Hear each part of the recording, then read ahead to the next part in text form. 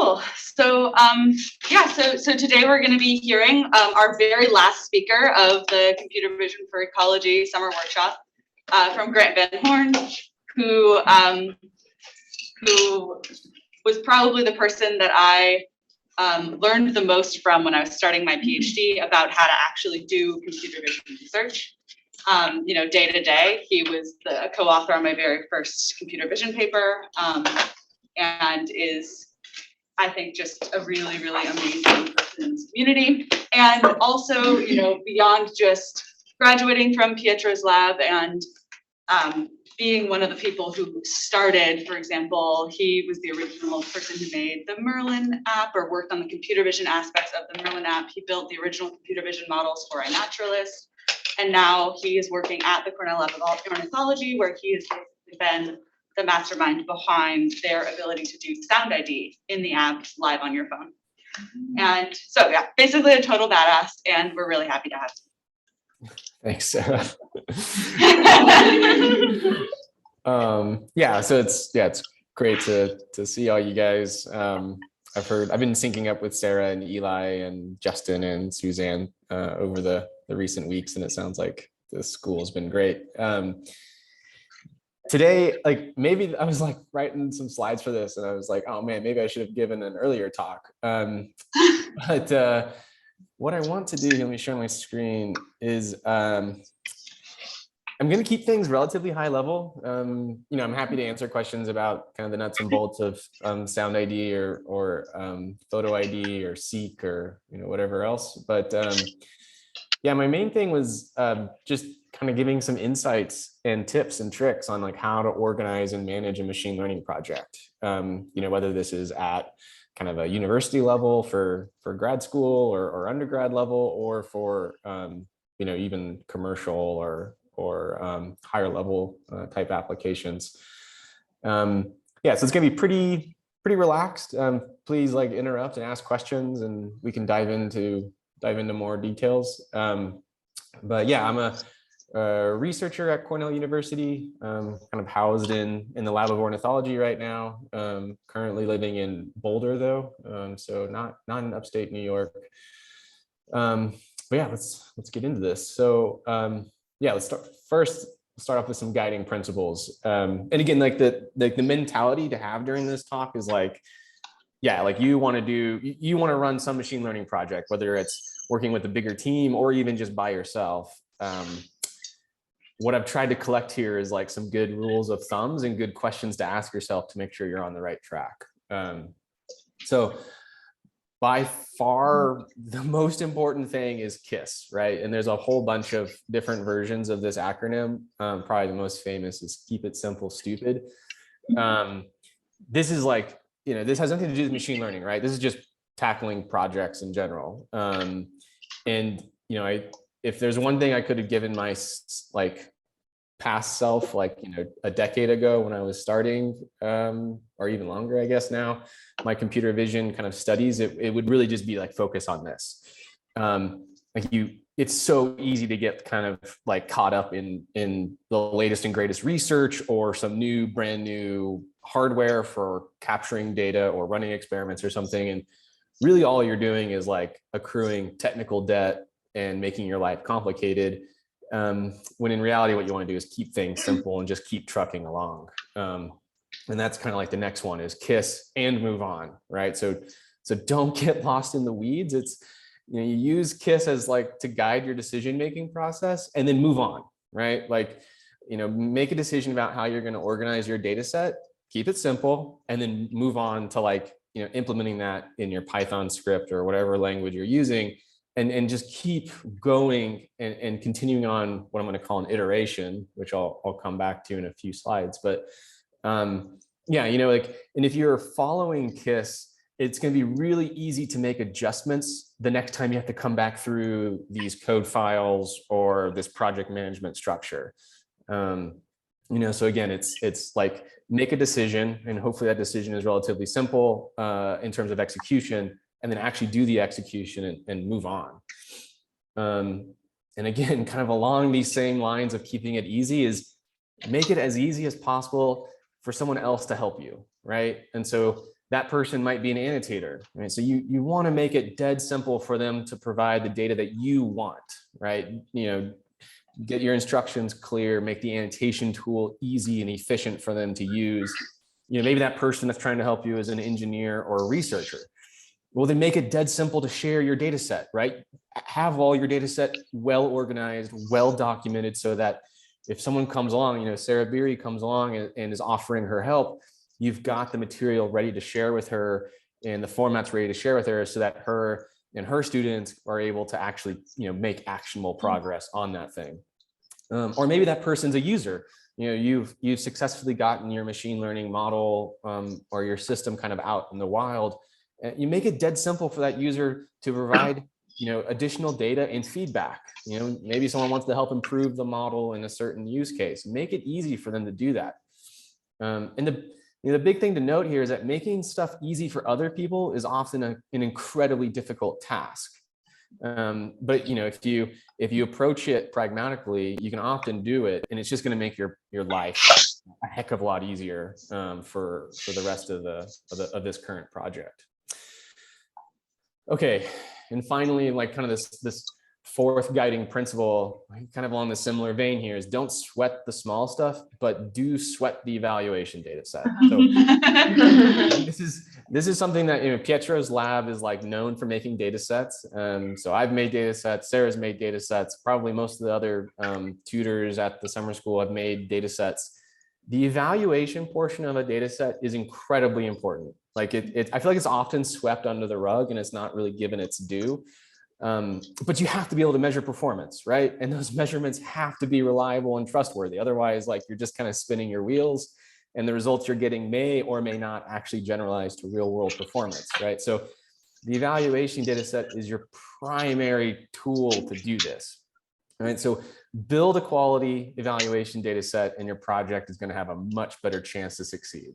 Not again, kind of like with the KISS principle, like you just can't underestimate the utility and value of a high quality evaluation data set. And I'll talk about how I kind of apply all these principles to Sound ID throughout this talk. But coming back to this idea of an iteration, right? And again, like besides the evaluation data set, none of these other things really applied specifically to machine learning, right? They're just like good things that I feel like humans have been rediscovering or discovering over the entire time that we've worked on projects and worked with other people, right? And projects themselves are never linear. It's never like go from step 1 to step 10 and then you're done. It's always like you're always going to have to come back and refine and refactor and improve because you've learned something along the way. You've had to adjust the requirements, et cetera, right? So you always want to approach a machine learning project with that mentality that you're going to be doing iterations. And so we can look to see like, what are these things, right? So, I've put these 6 steps on here, they're all a bit high level, but, one is collect data. Like you need data coming into this thing if we're going to be doing a machine learning project. 2 is annotate that data, right? What task are we doing? Are we doing just pure classification? Are we doing detection? Are we doing segmentation? Are we doing something, with 3D analysis? Are we doing translation? Is this more of a text problem? A lot of my stuff, by the way, will be focused on computer vision because that's my background. But yeah, these rules apply to machine learning kind of more broadly. A step that's often kind of, again, swept under the rug and not focused on is this packaging of the data set. So this number 3. I'd actually would make that one of the most important steps. So that ability to take your raw data and your raw annotations and get it organized into a data set. Again, it's a requirement for letting somebody else work on the data set. And it also, the fact that you can do that means that you've got a good understanding of how the data and the annotations should come together, how you're going to split up your training and evaluation and potentially a validation split, and all that good stuff. So that 3rd step there of doing it, stop the animation. So this 3rd step here is quite important. Once you've got that data set, now you can kind of go to Keras or PyTorch or whatever library, grab the model that you need or research and develop your own brand new model if that's what your project requires. And then, run your training, validation, and then test experiments. And that's, step 5 here. And then 6, again, this is, kind of this whole thing is under the impression that you're actually trying to get some model out into the real world, whether it's, whether you're the main user or maybe you have other users that want to adapt it. But, step 6 here is actually deploying those models, right? Maybe that's running it on a phone or some custom hardware that sits out in the field or on some server up in the cloud, or, just your laptop or something. But, really thinking through, what does it mean to take that trained model and get it prepared for usage and inference by your users.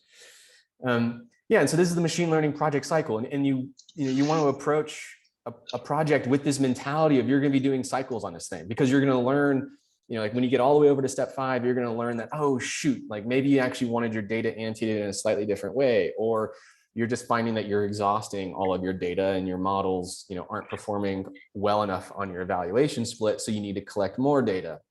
Or the model that you had researched and developed isn't, performing well enough. So you need to eventually return back to this step to, improve that. And along, at each one of these things, again, you want to be using that KISS principle of keeping it simple. And if you're doing that, then on each iteration, all you're doing is adding kind of like delta complexity. And it's manageable complexity because the whole thing is relatively simple. And so, to give you guys a sense for Sound ID, which I'll talk about right after this slide, we're on iteration like 50 or something of this cycle, probably, or 60. We've gotten it down to kind of like a really nice, almost like a fine art of iterating through this thing like on a weekly basis. So each week we're actually completing a full cycle of this thing. Okay, so the next thing in these slides is 10 questions to ask yourself. But before I do that, I want to introduce Sound ID in case you guys don't know what it is. And I'm going to see if this works. Let's see.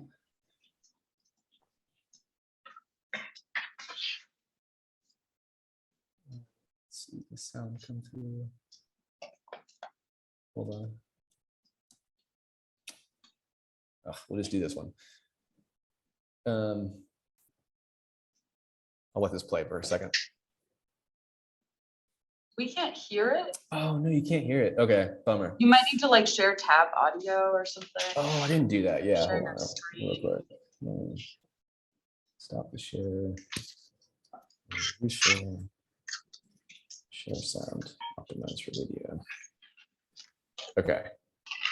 So you guys can still see my Google Slides? Now we can see your email. Okay. There you go. Cool. Okay, now you guys can see this. Yes. Okay, so let me go back to here and see if this does anything. Okay, so I'll talk over this a little bit. This is a picture of Sapsucker Woods in upstate New York, where Cornell University is. And what you guys are hearing is kind of like a morning chorus of birds. And basically our motivation for Sound ID is like, how cool would it be if you could take out your phone and have your phone tell you what all those birds that we're seeing are. So this is an older version actually of Sound ID in this demo, but effectively what it's trying to show is you're outside, it's going to listen for these birds, and if it detects one of them, it's going to show it. And yeah, so if you haven't played with this thing, this app's free. It's called Merlin. You can grab it from the Play Store or the App Store. And right now, this is a demo of 1.0. 2.0 is the one that's actually out for the App Store, and then we're actively working on 3.0. But this is the kind of the machine learning project that I'll discuss and talk about how I kind of applied some of these guiding principles that I just went through, along with these 10 questions that I'm about to present, focused on Sound ID. So yeah, these 10 questions. If you answer no, let's say you find yourself in a machine learning project. If you answer no to any of these questions, I would say you should have a really, really good reason for saying no. And then most often I would probably say that you're in a bad spot. So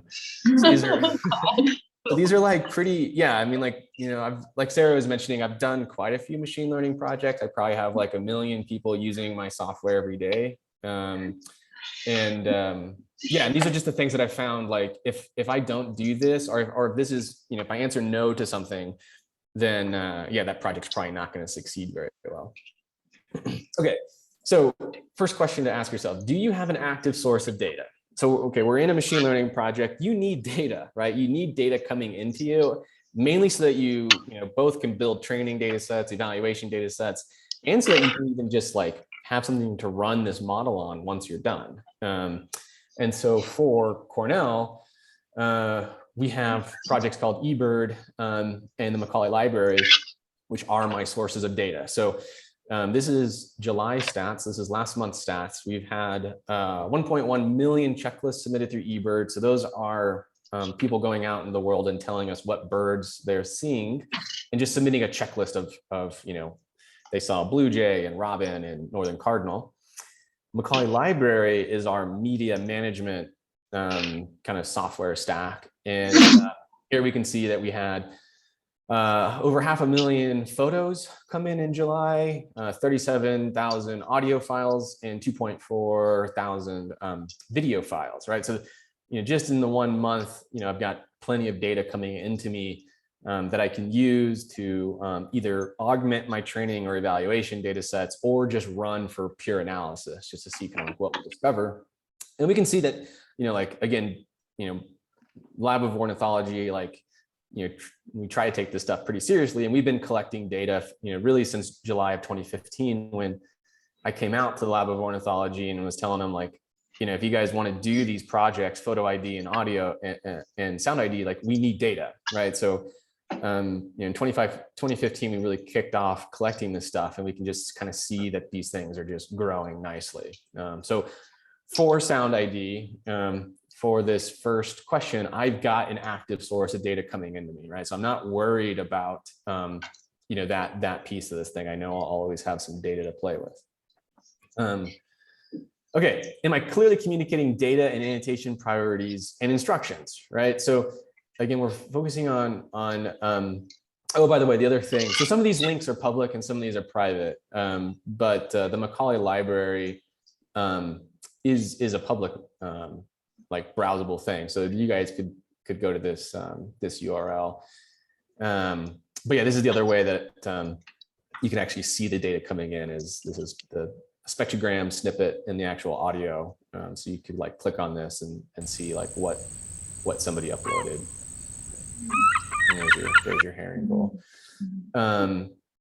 So yeah, so okay, so am I now, we got data coming into us from step one. Am I clearly communicating my data and annotation priority instructions? Okay, so we've built, for Sound ID, we've built kind of this big stack of annotation tools. And so to do this project, what we decided on, or after many iterations actually of that little cycle that I showed you guys, we've gotten people to start drawing boxes on spectrograms for birds.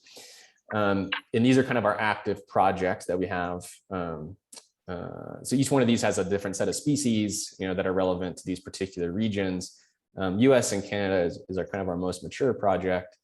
And so in this table, again, kind of coming back to here. So clearly communicating data and annotation priorities. So for this, one tactic we took was giving annotators a sense of performance, right? So for Northern Mockingbird, we have a performance number of 0.68. Now these numbers go between 0 and 1. And so they can easily kind of sort this table and see which species are performing particularly low. And then they can come in and help annotate, right? So if someone wanted to do Northern Mockingbird, they could click on this bird and then get dumped into the list of recordings that we've sampled for this bird. So they're split between test, and then if we go down far enough, we have train recordings as well.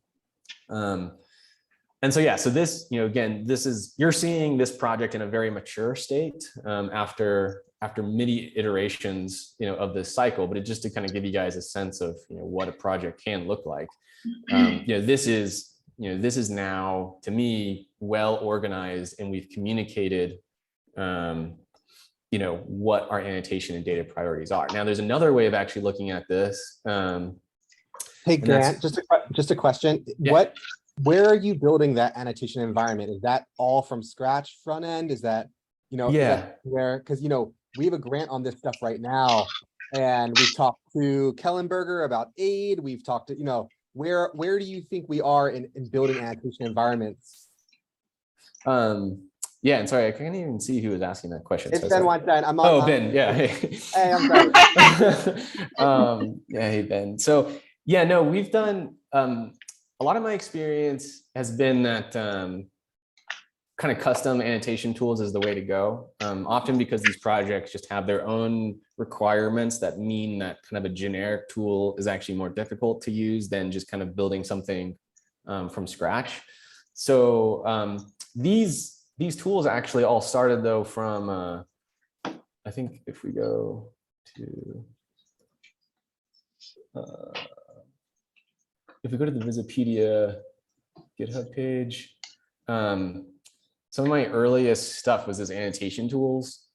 And like we were using it to refine the Cocoa data set. And actually most of my projects start from this code base and then they get adapted to the specific thing. So actually annotating audio was really just swapping in spectrograms for images. And then reskinning everything so that it looks nice. All right, so this is a JavaScript for the structure. annotation. Okay. Yeah. Right, So lots of job, like, yeah, if the client side stuff, it's all web-based for a really good reason, which I think is number 3 question here. So it's all web-based and yeah, and then JavaScript and custom code there to do the annotations. And I think this is really important for the students here. You know, what I didn't say in my talk last week is that trying to get annotations up and running can be a laborious task. And one of the things that Merlin has done incredibly well is bring in all of these different annotation environments and all the skill of all these people, right? It's not like Grant doing all of this work all day, right? No, and so it's if you can harness others' expertise, then you're really doing a service to the project. And so one of the things that we're working on in Florida is trying to figure out how we build annotation environments that invite people in. And this is just such a great example of one where, you know, it's very clear what you need. And so for the students here, if you can think about spending extra time on annotation and you know the experts who you need to send this to, it just can be an incredibly empowering thing and really speak to getting the community involved. You look at that leaderboard, that's incredible. Yeah, that's amazing. And and it's funny because I know Taylor very well. And so it's it really speaks to getting the right experts in front of you. And something that Cornell has just done an amazing job at. Yeah, thanks, Ben. Yeah, so you know, like you were saying, I mean, like this stuff, and you know, again, not to like kind of be pedantic about this, but kind of like coming back to like, you know, make it easy for others to help you, right? Like, you know, like iteration 0 of our project cycle for this was literally taking this tool and slapping in, you know, slapping in spectrograms and changing these things from person to species codes. You know, and now again, like we're at like, I don't know, whatever, iteration 60 or 70 or something. And now we've got like a much more beautiful dashboard. We have leaderboards. You know, it's very easy for someone to come in and be like, oh, I know Northern Mockingbird really well. I can come in and help, you know, add some more training data or testing data to the species. Yeah, again, like I don't want to say like you have to start off with something beautiful. Actually, what you want to do is start off with something, again, very simple, off the shelf, you know, learn your lessons and slowly adapt this thing into something that, you know, that kind of is prettier and more specific to this particular project. Okay, yeah, so anyway, so we've kind of checked this box. So we've got, let's see, which one was it? So it was number 2. Am I clearly communicating data annotation priorities? Oh yeah, so the other one I wanted to mention was, I actually kind of interact with, for Sound ID specifically, I kind of have 2 different levels of interaction. I have really close teammate interactions with people who are staff, other staff researchers or staff curators at Cornell. And then we have broader annotation communities, right? So the broader annotation community would see stuff like this, you know, again, which is kind of had some styling iterations. The more kind of elbow to elbow teammates, I'm happy to send them kind of plots that look like this, right? So not necessarily beautiful, but they get the point across. And so here, what your guys are seeing is all of the species that are in the V20 data set of Sound ID. And the dotted blue line is where is our kind of our target minimum train requirements. So that's 80. This is a log scaling. And then the dotted orange line is our desired minimum test number of recordings, right? And so what I try to communicate, again, coming back to this, communicating this data, as an addition to annotation, so this one's more on the data side of things, is just which species are currently kind of below our desired thresholds, and can they be, can they be remedied? Can we go in and get some more training data for this stuff? And for summer of 2022, we've had this goal of adding about 250 more species, and so these are the remaining species that aren't in the V20 model yet. And so, again, it's communicating like which ones of these are currently passing our thresholds, and which ones could basically be brought in, and which ones still need a lot more attention. Is there any hope for any of these birds, or are these going to not make our summer 2022 goals? So again, making it easy for people to see this data and then take action is like one of these keys to success. Okay, so this third one, can I and someone else easily visualize my data and annotations, right? So this kind of comes back to this Macaulay library, right? So visualizing the audio and playing it is, one of the reasons I really emphasize, the data basically needs to be web accessible. I want, and sometimes this needs to be behind a VPN or something, but I really want a URL where I can plug in an asset ID and get dropped straight into the metadata for a particular audio recording, right? I want to know where it's coming from in the world. I want to know who did it. I want to know what eBird checklist was associated with it. And I want to be able to play this thing. And similarly, I want to be able to get dropped into an annotation file with a particular asset ID, and play with the boxes, and I don't actually want to do this. Like I'm not expert enough to be drawing these boxes. I want it to be easy for someone else to do that. And so let's see, this actually kind of comes to, these reports are actually super detailed, and we'll be looking at them kind of throughout, but I wanted to show you guys another way of visualizing this data.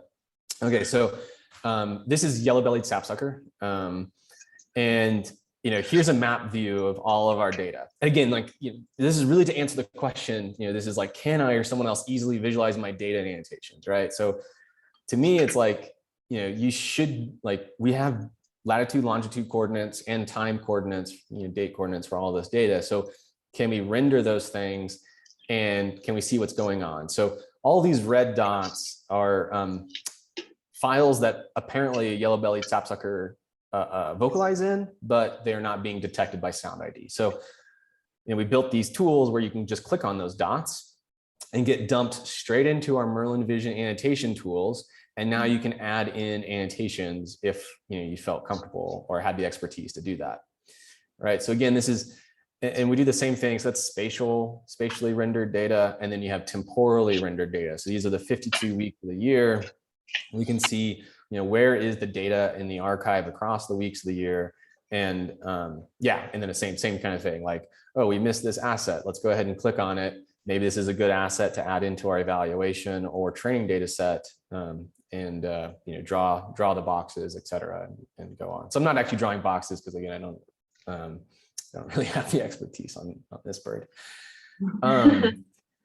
So, okay, yeah, that was number 3, right? So, can I, and again, it's somebody else. Can someone else easily visualize the data and the annotations? And then the next one is, can they adjust those annotations and add in brand new annotations, right? So you want this to be so simple, because this is going to make your life so much happier on a machine learning project. Is, someone with expertise wants to help out on the project. Can they easily see the data, and then can they easily add annotations, right? So that's, kind of both of these were kind of wrapped up in this ability to just click on dots, get dumped into an annotation tool, and draw boxes.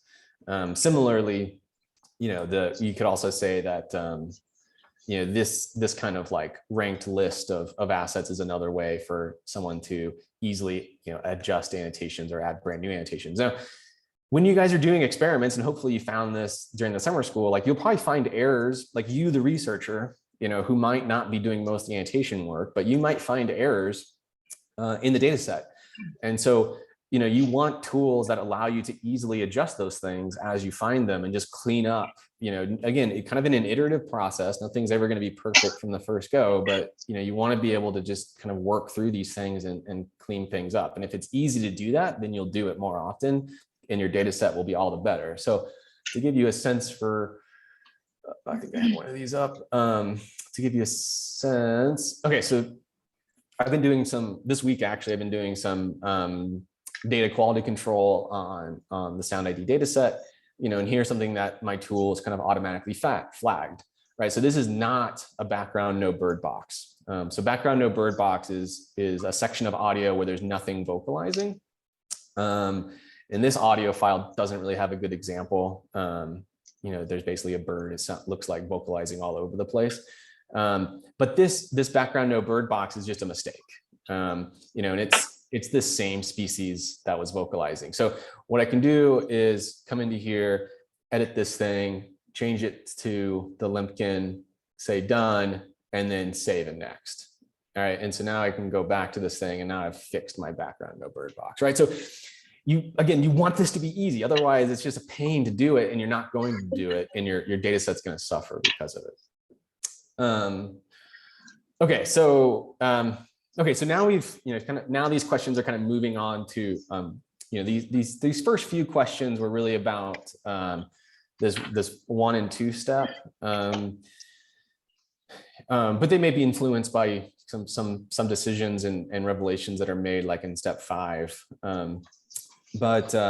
Okay, so now we're going to switch over to kind of later steps of that cycle. So can I easily share my data set? And again, this is like, in a really lucky world, yeah, Sarah offers her assistance on your problem. Like how easy is it for you to actually give her your data set and tell her how to use it, right? Are you just ready to go and you can easily do that? Or is it like, oh, you need 10 files, you need these custom Python scripts to work with the data and pre-process it? It's like, you just want to think through all those things because there will be opportunities for collaboration or for expansion of your team. And if your data set isn't well organized, that process just becomes a huge bottleneck. And so in our situation, the Sound ID data set isn't currently public. It's still private to Cornell. And so, there's really just like 3 to 5 of us that are actively using it, but we have a standard format for the thing that makes it, very convenient. It's each week, some JSON and CSV files get generated, and that's everything we need to kind of run our experiments, and all the information we need is in those files. So, if you can't easily share your data set, then you're really in a situation where you're kind of like, you're potentially like setting yourself up to like not take advantage of collaborations and opportunities to work with other people, and that could be kind of a coffin in the nail or a nail in the coffin of your machine learning project. Okay, and again, I've already harped on this, and it sounded like from the feedback in the room, Sarah and others have also harped on this, but you've got to have an appropriate evaluation data set, right? Like, so coming back to Sound ID, test is the first. So we have a few different splits, but I'll ignore reference for now. So, assume that we just have 2 splits for Sound ID, test and train. Test is the first thing gets annotated. Like I don't kind of like, sounds harsh, right? But I don't consider a bird species for inclusion in the model or even for experiments, right? Until I've got enough test data annotated. And it's, right now from this plot that you guys saw, it's 20. But it's not the very first 20 recordings that we ever received for a bird, because those are often very biased.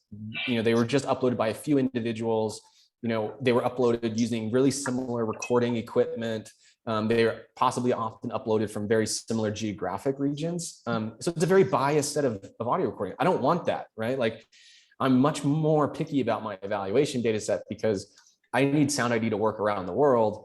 I'm not interested in it working in a very specific geographically constrained location.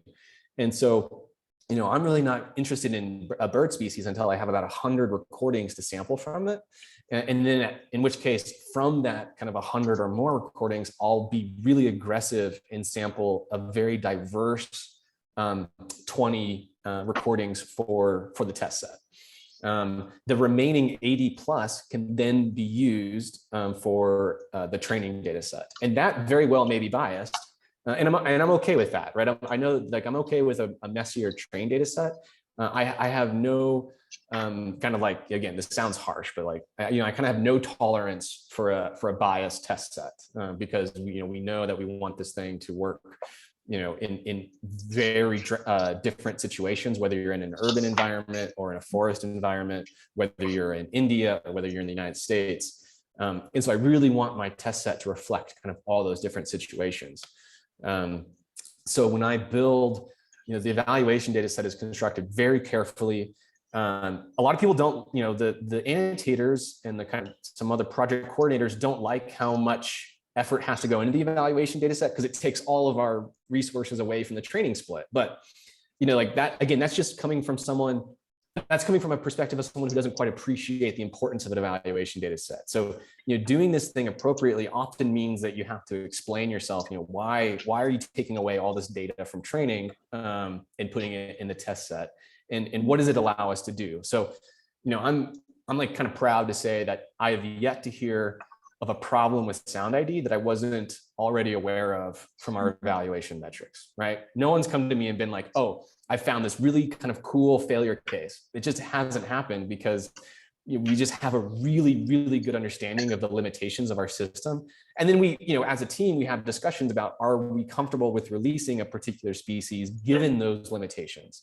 And so, yeah, so like, otherwise it's kind of this like awkward thing of like, oh, we didn't know it didn't work in an urban environment, or we didn't know that some particular noise would just cause a whole bunch of false positives or whatever. So anyway, having this really well curated evaluation data set is just going to save you so much time and energy in the long run of dealing with those problems and deciding whether your model is even appropriate for release.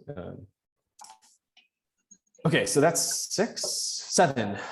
Do my evaluation metrics align with the desired application? Okay, so this one's also super important. If you can't measure something, like, you're kind of like stuck. You have to be able to measure something, and it needs to be applicable to your target, application. So for Sound ID, coming back to a few of these things. So for Sound ID, this is a detection and classification problem.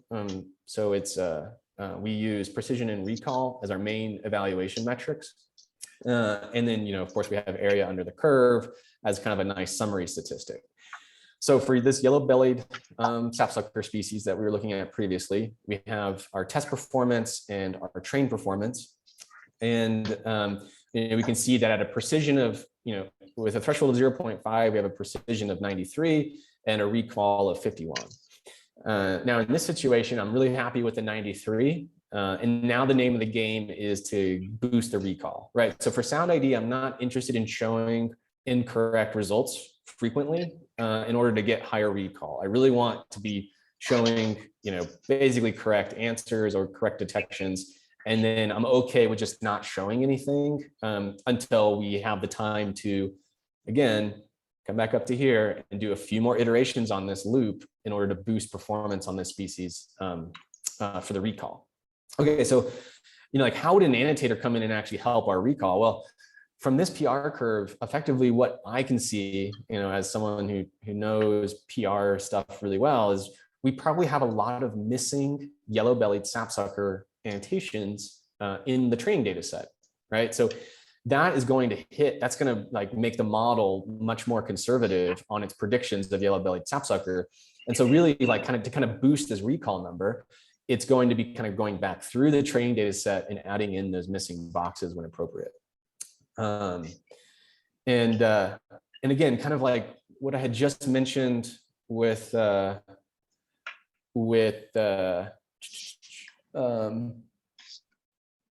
this about kind of explaining the reason for kind of really bending over backwards for the evaluation data set and communicating those reasons clearly, you're probably gonna have to do the exact same thing with metrics, right? And so to give you guys a sense of what I've done is make a kind of a report and metrics cheat sheet for the team. Again, this is more like for the internal team, but it's like, okay, what's a false negative, right? We missed an opportunity to detect a species, right? This is a missed opportunity to interact with the user, right? So we've got kind of visible vocalizations in the spectrogram, but we have no results on the screen. The other kind of, thing that we could do is have a false positive, right? So we incorrectly report a species to the user, and this makes us look bad, right? This just makes Cornell Lab kind of look like we don't know what bird vocalizations are, right? So like, this osprey, for example, is just not actually present in this audio clip, right? And so then, I'm not going to go through all. I'm assuming that you guys kind of know precision and recall, but this slide deck was basically meant to like really put these metrics in terms of this particular project, right? So it's for precision, it's really like, how do you word precision in a way that makes sense to, someone who's not a machine learning person, who possibly isn't even a statistician, how do they kind of understand precision? How do they understand recall? And, when we're looking at these PR curves, what are these things, and what are we trying to do here, right? Like, the area of this thing is 1, and we want our area under the curve to be 1, because that means we have like a really perfect PR curve, right? And so we want to be pushing this thing up into this upper right-hand corner. Anyway, you got to be able to communicate this stuff, right? Because you're working with humans, like, you need to be able to communicate, concisely and clearly, what are the metrics and why do they matter? Again, tie them back to the application. Like, why are these things matter for our project specifically? Okay. Yeah. So, okay. Am I logging and describing my experiment? So, this is a really good interview question. If you guys ever interview for machine learning jobs, if you're doing the interview, this is a really good question to ask. And if you are the one being interviewed, you should hope that someone asks you about this, because this means that person has been around the block enough and they know how important this piece of the puzzle is. So to give you guys a sense of like what I do currently with Sound ID. So actually this is a mixture of kind of old and newer experiments, but I don't expect you guys to know what any of this means because it's all project specific. But the point is that I keep a date, I keep my experiment description, I'll keep my evaluation results, and I'll typically leave myself a comment. And you can scroll through this thing, and I've got like red colors here for like these experiments did not finish, probably because they were taking too long. I'll have green things when I like something. Again, I'll leave myself some of these comments if I feel like they're important. But there's a ton of this crap. And like I think this is stuff from last week, right? So it's the V21 data set, make notes of what you trained on, what did you evaluate on, what are your results? And again, kind of keep some comments.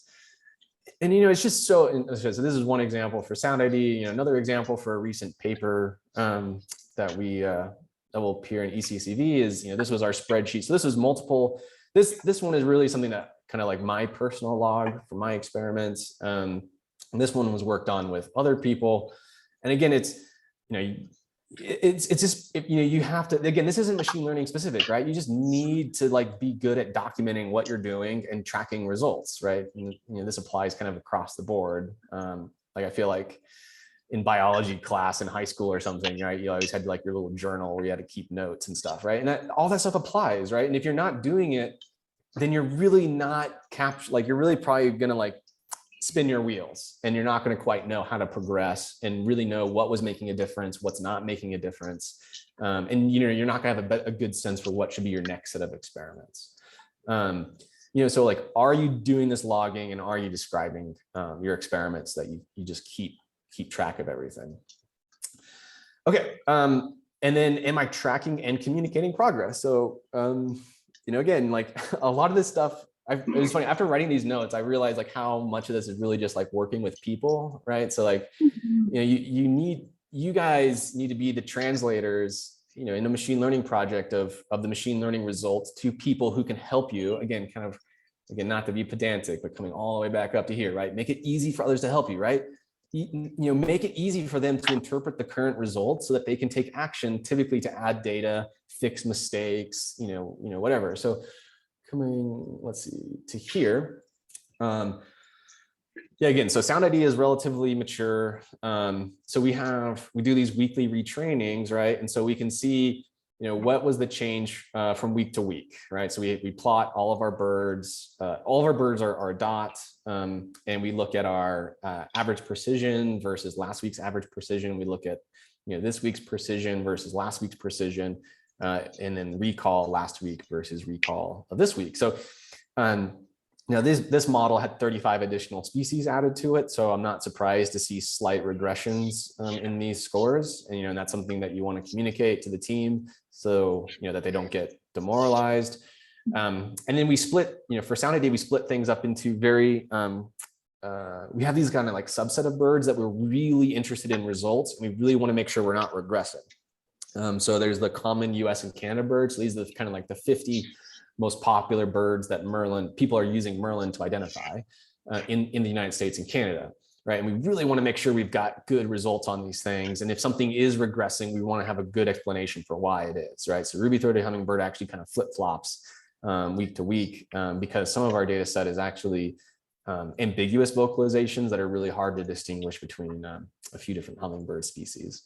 Same thing with the WP. So this is the Western Palearctic. So this is like kind of like European species. How are we doing on those things? Are we regressing anywhere week to week? Neotropic is what our summer goals have been. So we're launching, we've got a whole slew of neotropic species to add into the model. And, here we're again, same thing. What's our average precision? So, area under the curve, what's our precision, and what's our recall? And, here, like, again, we're dealing with mockingbirds again. Mockingbirds are really tough because they mimic other species. But, an annotator could come in here and, be like, I really want, the app to be more responsive on mockingbird. I want the recall to be higher, right? So they could click on it and they can come in here, interpret some of these things, and then decide what actions they should take to try and boost the performance. So again, this is all about communicating performance, right? Just you got to make it easy for people in the project and yourself as well. It's just kind of a good exercise to know like how things are moving, and are you seeing regressions? Are you seeing performance improvements, et cetera. And then what do we got? So last one. Do I know how to export my model for inference? Okay, this is also kind of another one of these things that might sneak up on you, and you might not be ready, and if you haven't thought about it, you might find yourself in a bad spot. So for Sound ID, this thing has to run on Android and iPhones, and we also have like timing constraints, like it needs to execute faster than real time, so that the user can just turn on their microphone and get the results. So, a lot of these decisions for researching and developing the models are really dictated by those constraints, right? Like I can't, and again, like we kept it simple at first, right? So at first I wasn't actually concerned with running on the phones. And I think the very first model for Sound ID was just the vanilla ResNet 50, because it's easy to use. I have, good intuition for how to train it, how to set the learning rates, et cetera. And I could do a few cycles of just kind of like, iterating on this thing with a relatively basic model.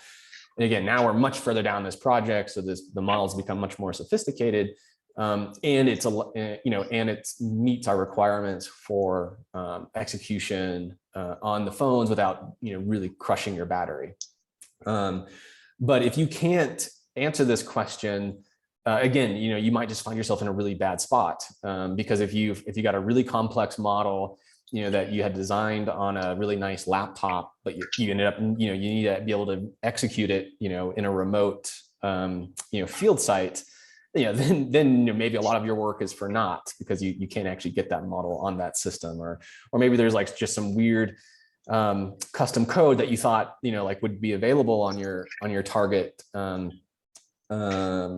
platform, and it's just not there, right? So maybe you have to budget 3 months of engineering time to try and port some of those libraries over or something. Anyway, it's important to think about this thing and see how it's going to impact some of these other steps. So that's it. Those are the 10 questions to ask yourself. And again, like you should have, if you're answering no to any of these things, then I would argue that you're like kind of not in the best spot, and that you might want to revisit like why you're not able to do some of these things. And then actually I kind of want to end it there and see if there's any questions. There are some questions that you're going to be asked by annotators, and these are actually not the easiest things to answer. And so if no one has questions, we can talk about these, but I want to leave a little bit of time for you guys to ask stuff.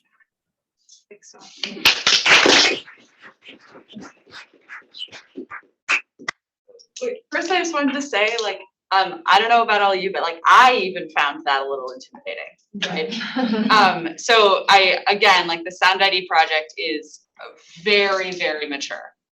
And you can look at the flavors of those questions where you are the only person on your team, because many of you do not have a team of annotators and software engineers available for you.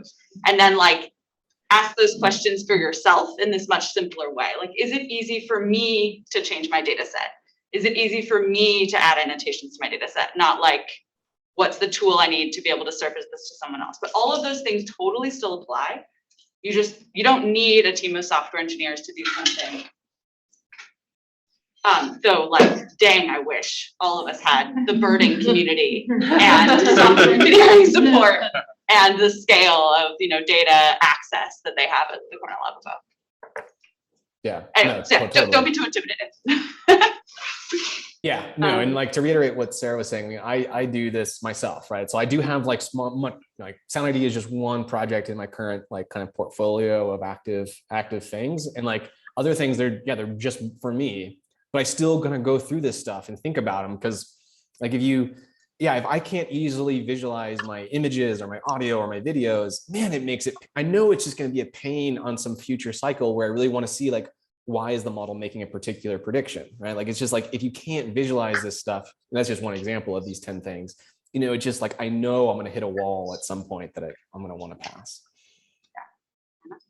Just kind of like going off of that, by the way, thank you so much for that talk. That was really awesome.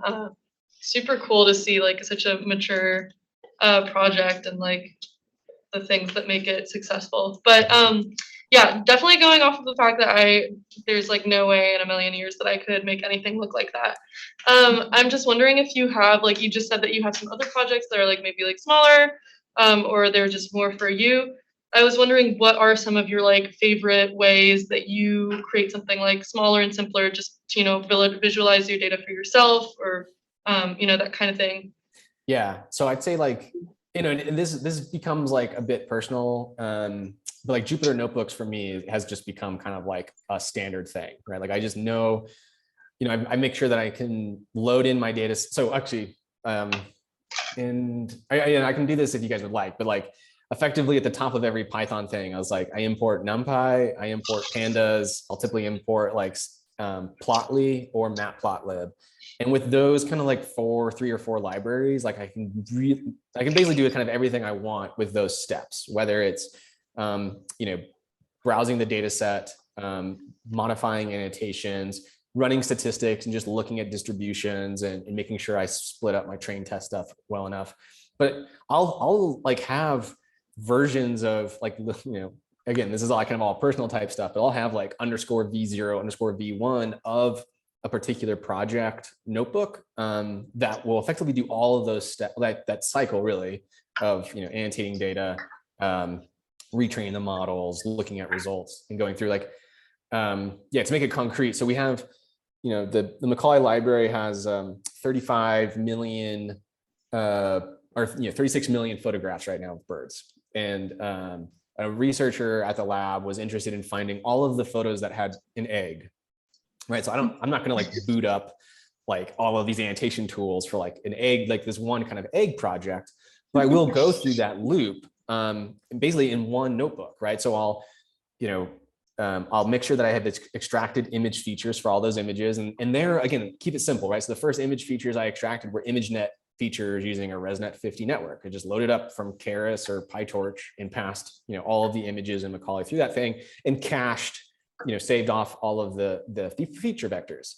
Now that I've got those feature vectors, I can get a few of them that have been labeled with eggs already and train literally a linear classifier, right? So we're not even talking neural networks. This is just an SVM or whatever else you want.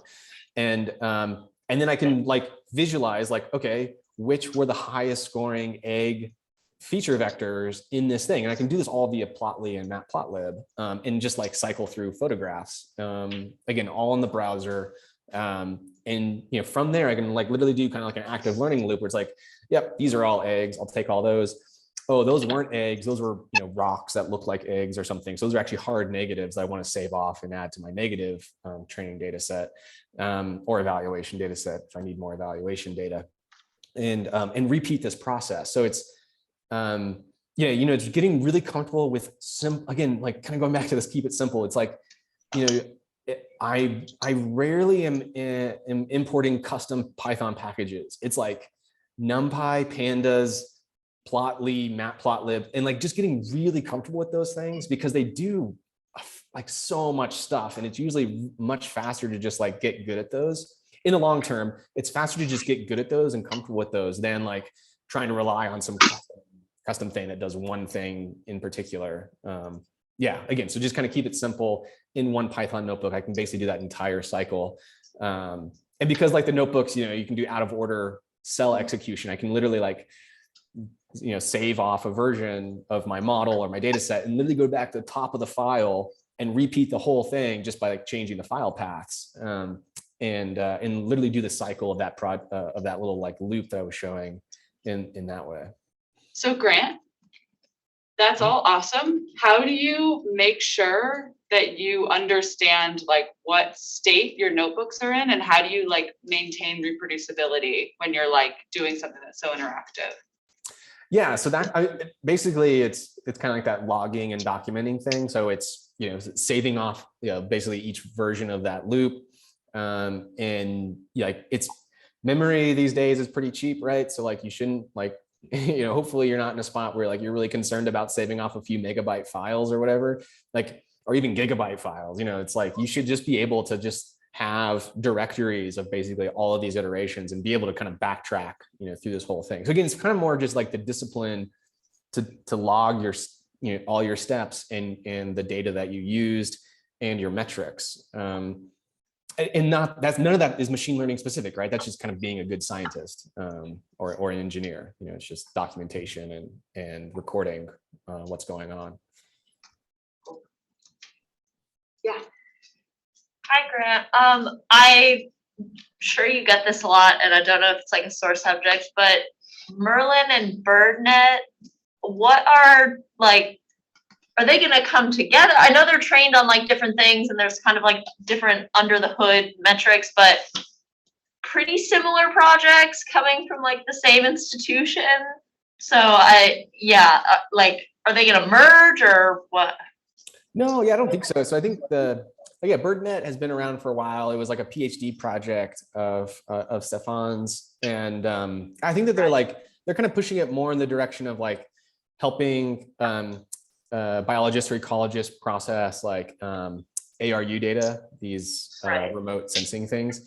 Merlin is like kind of like we just took a different approach to the whole project. So it's much more integrated with eBird, much more integrated with kind of the Lab-O infrastructure. And it's kind of tackling a much more difficult problem, right? So I'm not interested in, again, kind of like one particular site geospatially. I'm interested in the stuff working well across the world. And to do that is just like the scope of that kind of a challenge versus the scope of making something work in Sapsucker Woods or in the Sierra Nevada of California.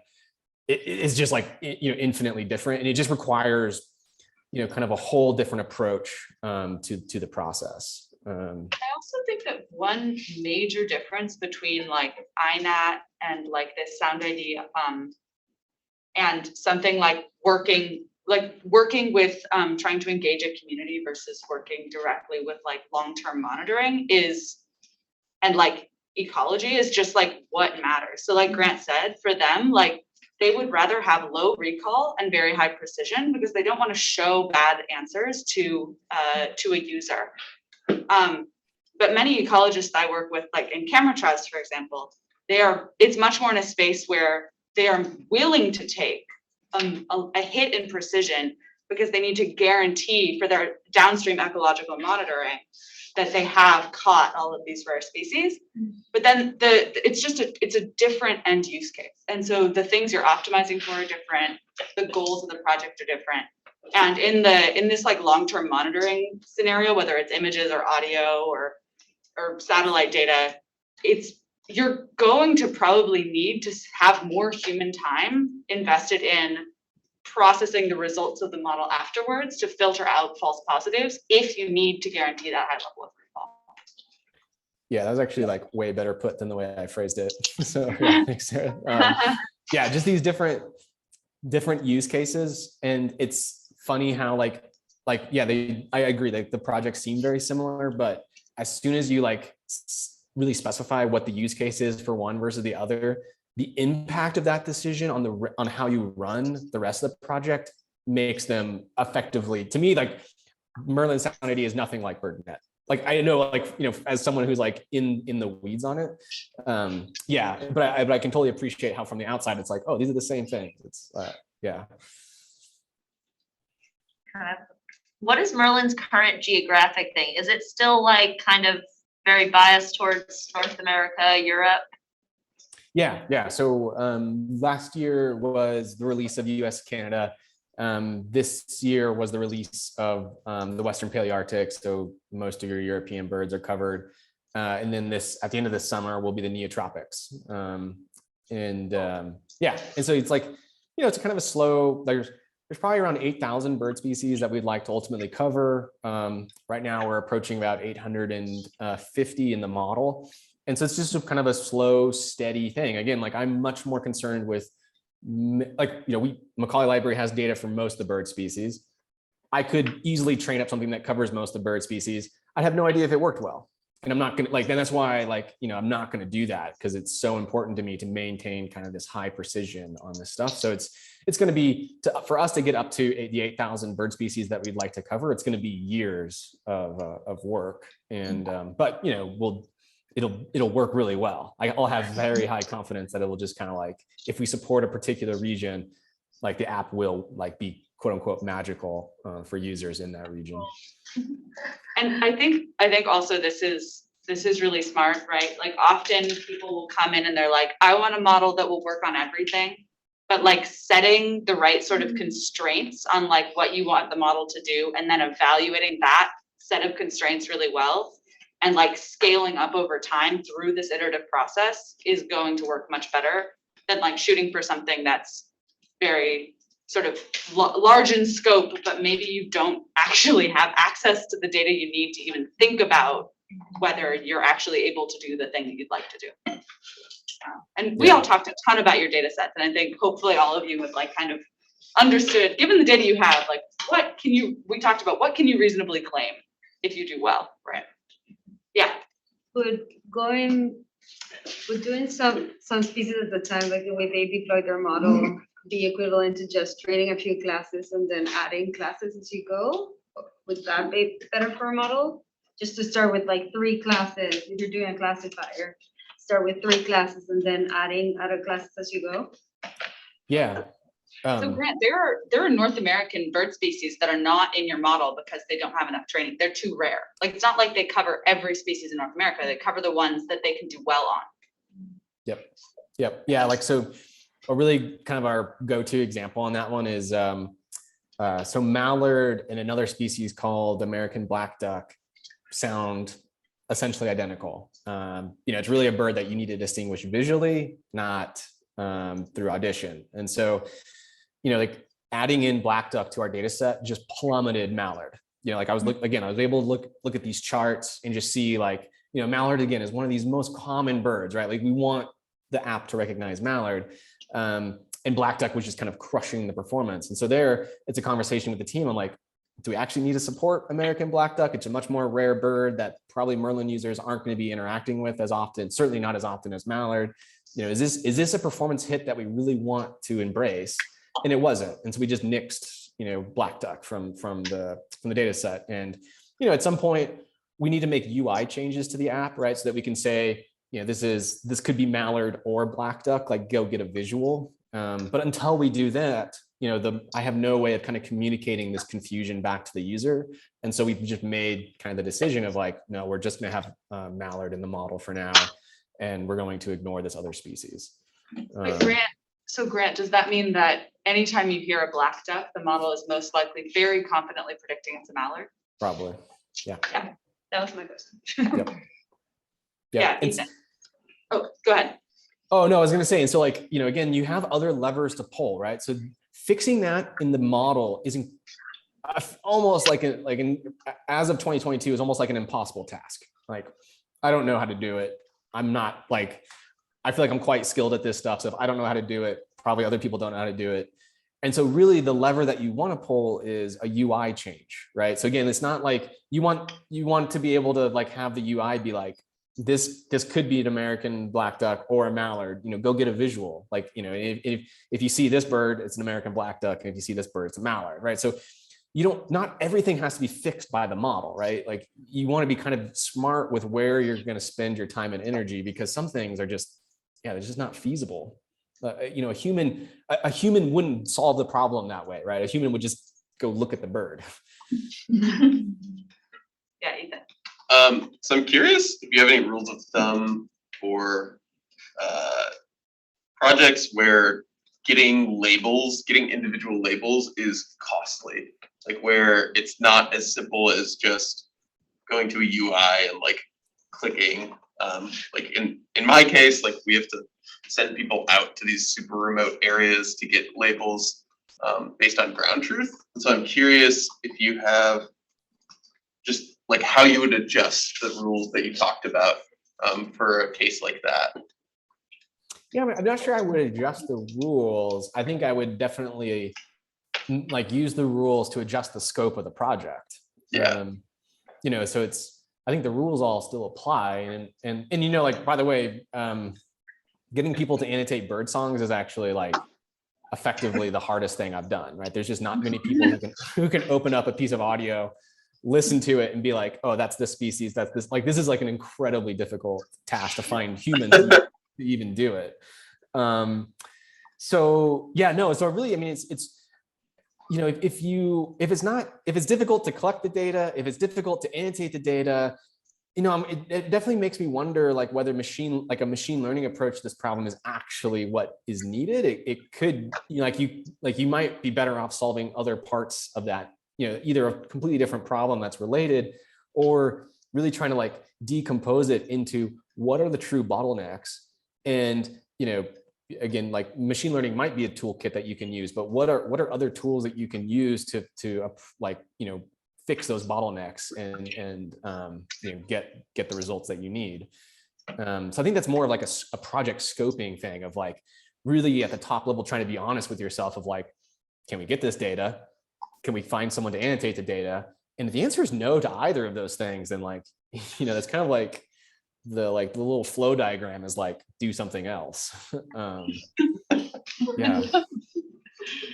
Yeah, or just like pick a more limited scope to begin with where you can do it and understand for yourself, like what's the upper bound given expensive annotation. And then you can start actually, if you do that for a small scope, then you can start walking back the annotation and try to understand what are some of the choices we could have made to like optimize the annotation we collected, and then try that somewhere else, right? But don't try to make it work everywhere if you know you're not going to be able to get the data everywhere. Totally. Yeah. I think I'm out of scope. I'm Bjorn. Hi. I'm wondering, your app obviously is tremendously useful for science and also for just the community out there. But like if we're thinking about writing papers, it doesn't really fit into the computer vision community. It also doesn't really fit so much into the ecology community. So how do you navigate being at a university and justifying your work and its usefulness? Oh yeah, so I wouldn't write, so for example, I don't have a Merlin Sound ID paper out. I'd like to put up something on archive, but yeah, I certainly wouldn't write that and submit it to CDPR or NeurIPS or, whatever other ICLR or something. What I would do is use these problems to find, and what I do is find those nuggets of challenges that I have to tackle to build something like Sound ID and see if I can write a paper on those things. So like one of our recent ECCV papers is on really studying, both using images and audio to do classification, because doing, at Cornell, we have photo ID really reliable and we have Sound ID really reliable. So it's kind of like, well, what can we do with video? Like, does video give us any more opportunities? Is it challenging for some reason?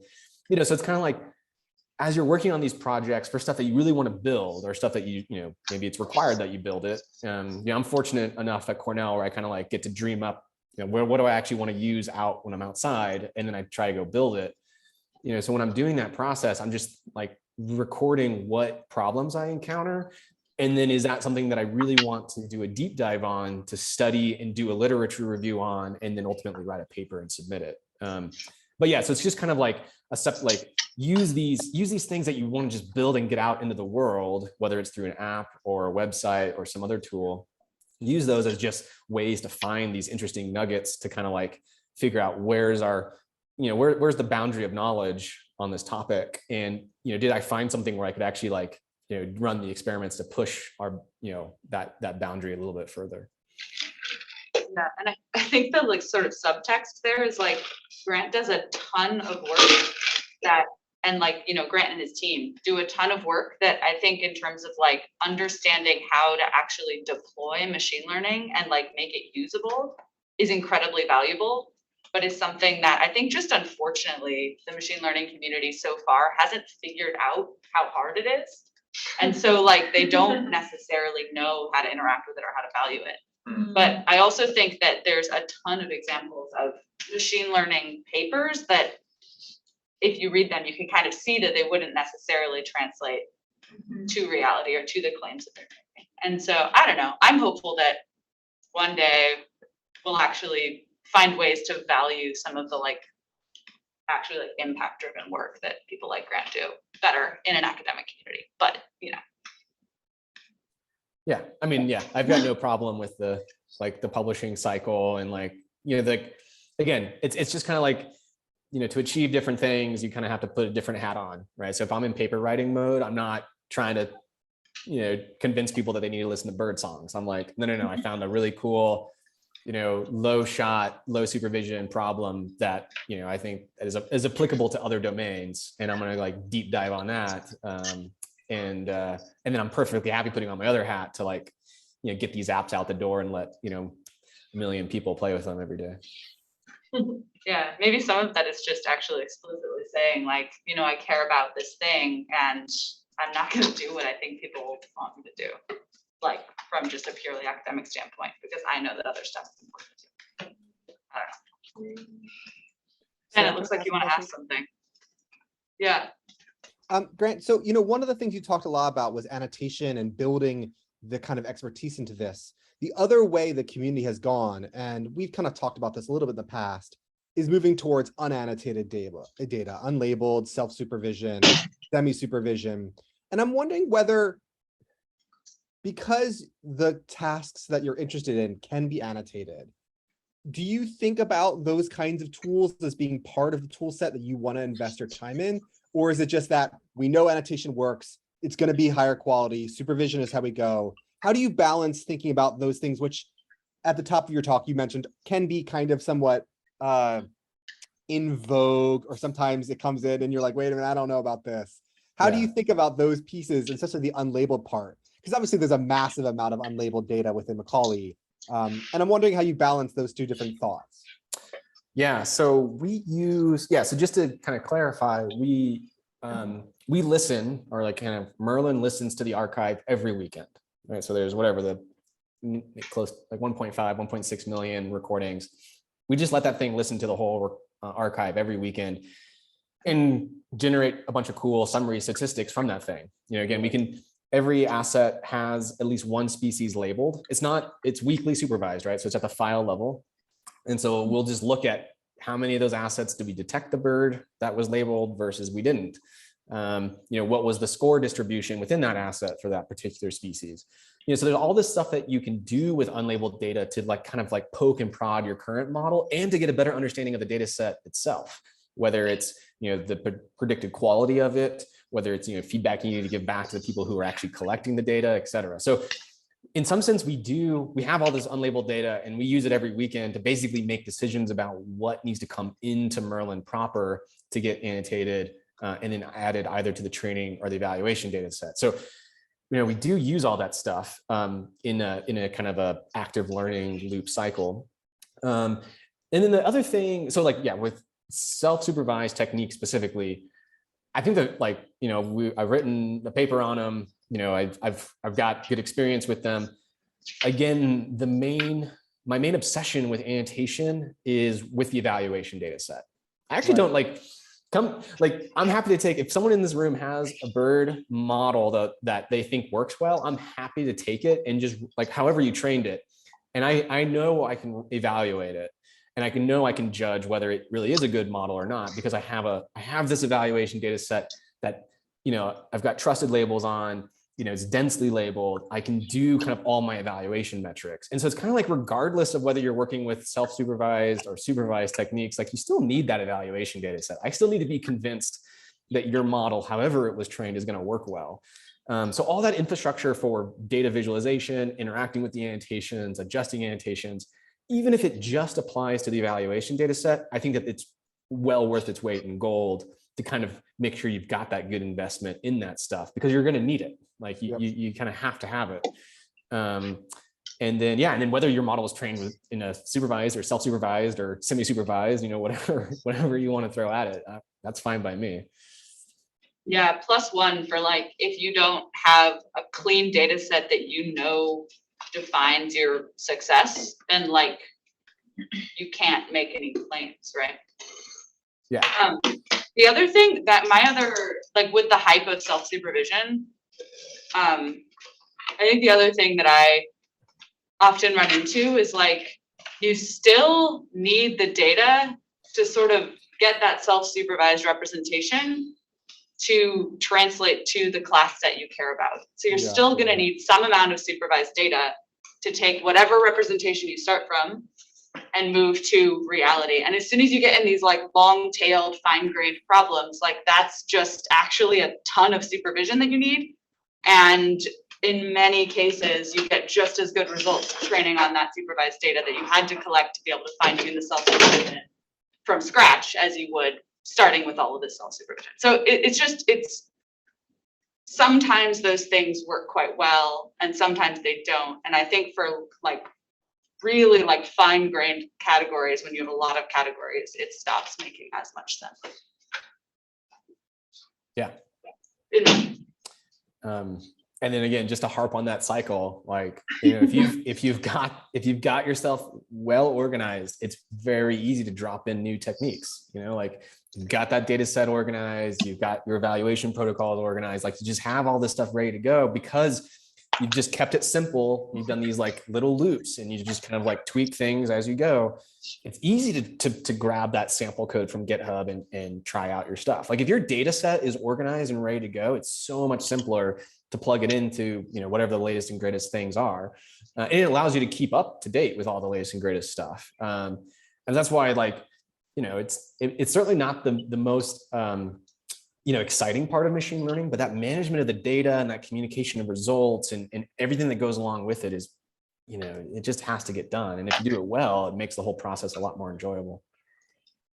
And for all of you guys who are ecologists, it's actually the most important thing, right? Because you're not really here for the machine learning architecture. You're here to use this to answer a scientific question.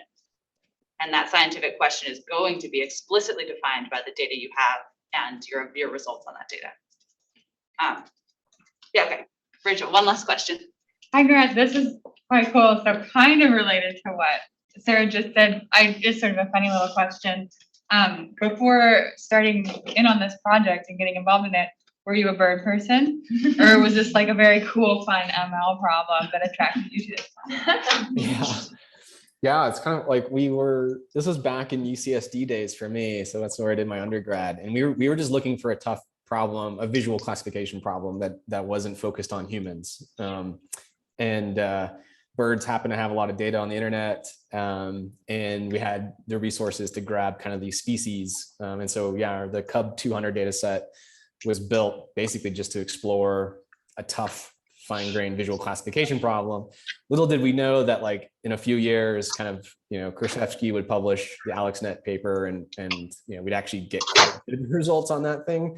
But yeah, that really kind of pushed us into this direction of birds, and Cornell caught wind that we were working on bird species, and that kicked off all these conversations about, can we build Merlin? Can we build Merlin with photo ID? And then at that time, again, like they weren't collecting sounds, and it's like, what's it gonna take to do sounds? And it's like, well, we need to start collecting data now, and maybe in like 5 years or something, we could really tackle it. And it's basically exactly the way it unfolded. It's not, this stuff is like pretty, it's funny the way. But the other side of that is, yes, Grant is now a total bird head. Yes. He goes birding for fun all the time. He got me into birding. It's like, but no, I think you didn't start as a birder, but now you are for sure.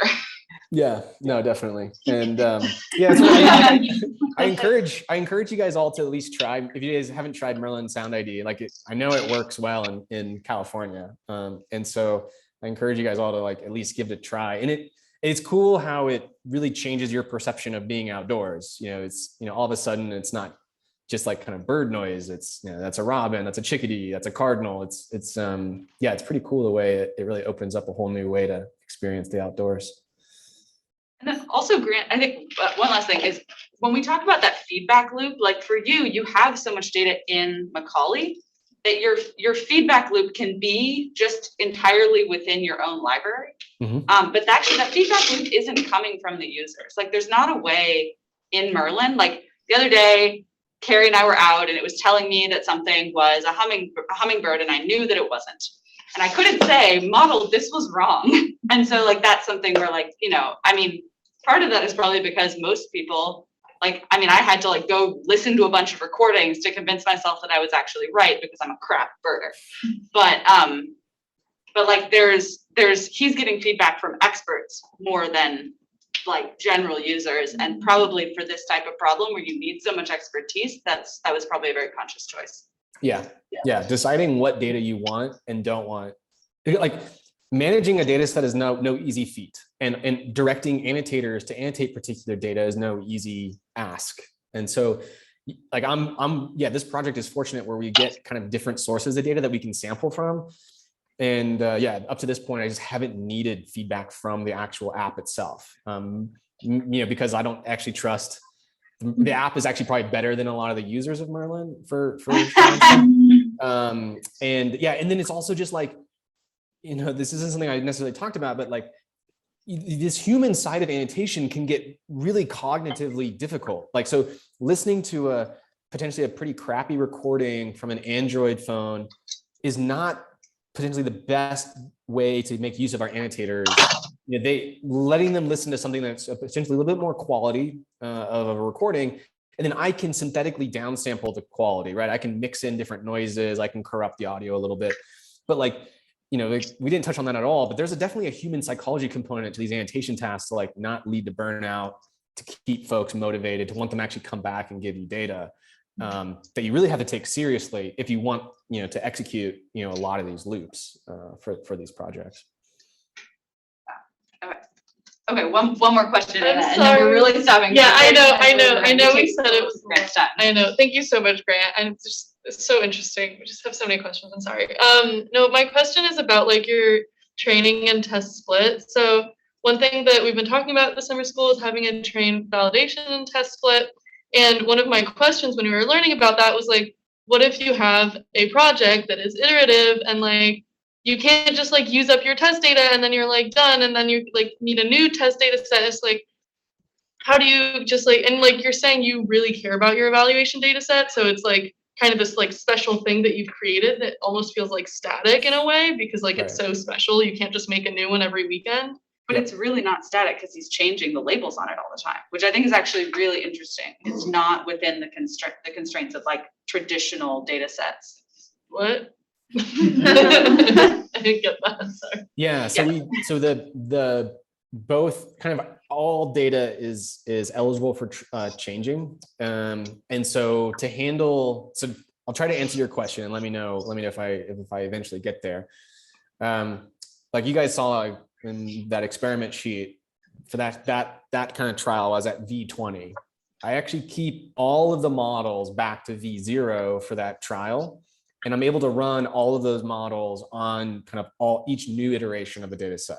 And again, this is just like this kind of being a good quote unquote scientist of like keeping track of everything and being able to rerun stuff. So I can go all the way back to my original model that was trained and tested technically on a different set, because like Sarah mentioned, we're iteratively updating the labels and cleaning things up. And so I can go back and I can see like, what was my original V0 model for this experiment series performance on my current version of my test and train now. And I do keep, again, this is kind of like, to answer your question, I have to go like a little bit into the weeds, but like I'm obsessed with trying to remove bias from the evaluation data set, right? I do not want to leak information between my train test reference, which is treated as the val split in this case. And so going all the way back to eBird, which is where we actually get our audio, I don't allow audio from the same checklist, right? So one person uploaded, 5 audio recordings to a particular checklist. I don't let, all 5 of those things have to go either in train or in test, right? So it's really the eBird checklist that's dictating the train test splits for everything.